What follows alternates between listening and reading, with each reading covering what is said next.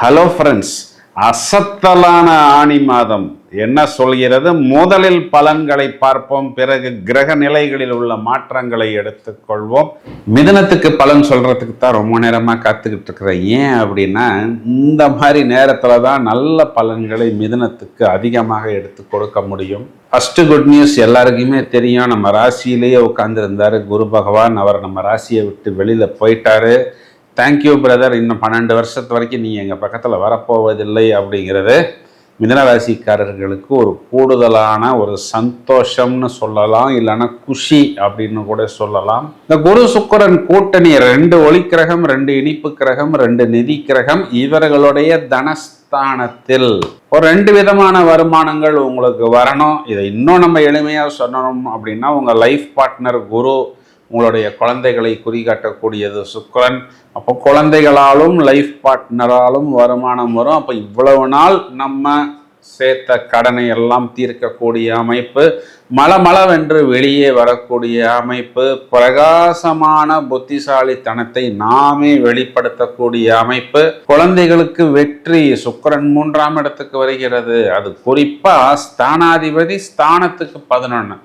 இப்போ நம்ம துலாத்துல லக்னம் போட்டோம்னா லக்னாதிபதி அங்கிருந்து 10ஆம் இடம் 11ஆம் இடம். இப்போ குழந்தைகளுக்கு தொழில், வெளிநாட்டு பயணம், நினைத்த காரியம். இப்போ நீங்கள் என்ன நினைக்கிறீங்க உங்களுடைய குழந்தைகளுக்கு?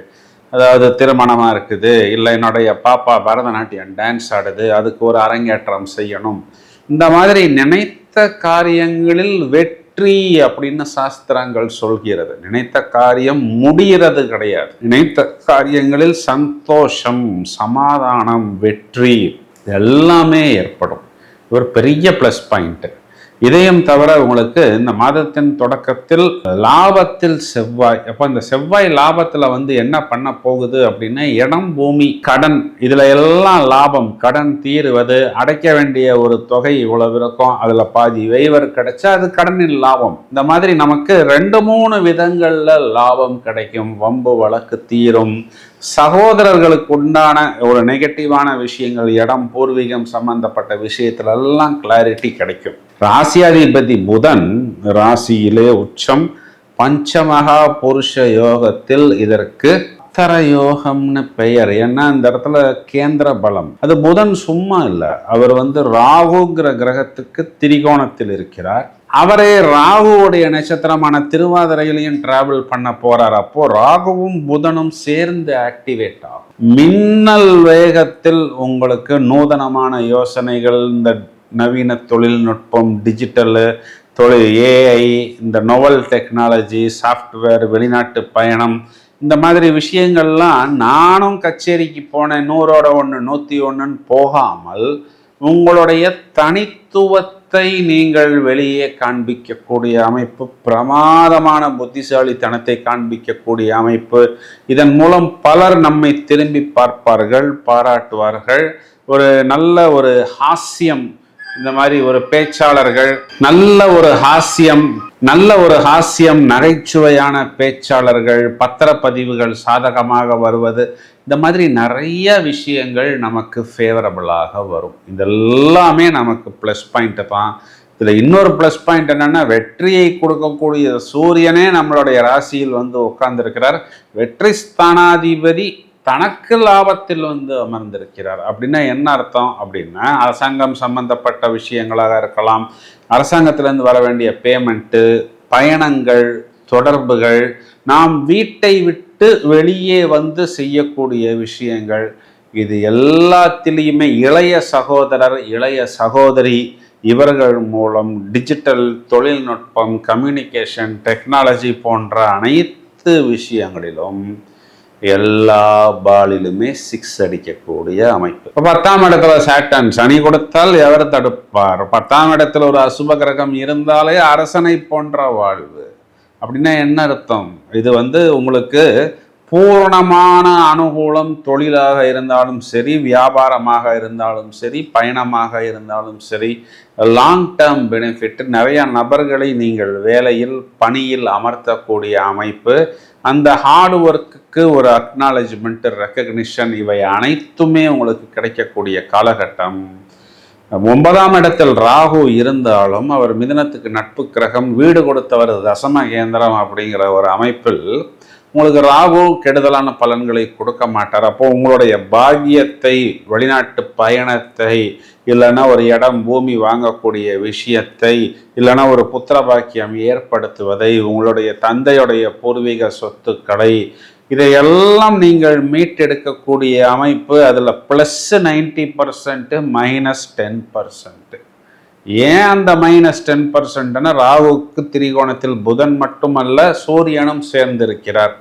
அப்போ அந்த அரசாங்கம் சம்பந்தப்பட்ட பழைய வரிகளாக இருக்கலாம், இல்லைன்னா பழைய ஏதாவது பேமெண்ட்டாக இருக்கலாம், கொஞ்சம் விட்டு போனால் அதுக்கு சின்ன சின்ன ஃபீஸு, பெனால்ட்டி கட்ட வேண்டிய சூழ்நிலை வரும்.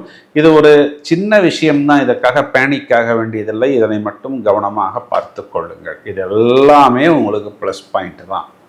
இதையும் தவிர மிதுன ராசிக்கு ஒரு பிரமாதமான ப்ளஸ் பாயிண்ட் என்னன்னா, 3ஆம் இடத்தில் கேது, உபஜயஸ்தானங்கள் 3, 6, 10, 11 அசுப கிரகங்கள் முதல் தரமான ராஜயோகத்தை கொடுத்துத்தான் ஆக வேண்டும்ங்கிறதுக்கு ஒரு கட்டளை. அப்போ பயணங்களில் ஆதாயம், வரக்கூடிய தகவல்கள், தொடர்புகள், நிறைய அந்த மெடிசனை மாற்றி அதன் மூலம் வெற்றி அடையக்கூடிய அமைப்புன்னு மளமளவென்று தங்களுடைய தரத்தை அடுத்த கட்டத்துக்கு மிதுன ராசிக்காரர்கள் எடுத்து செல்வார்கள்.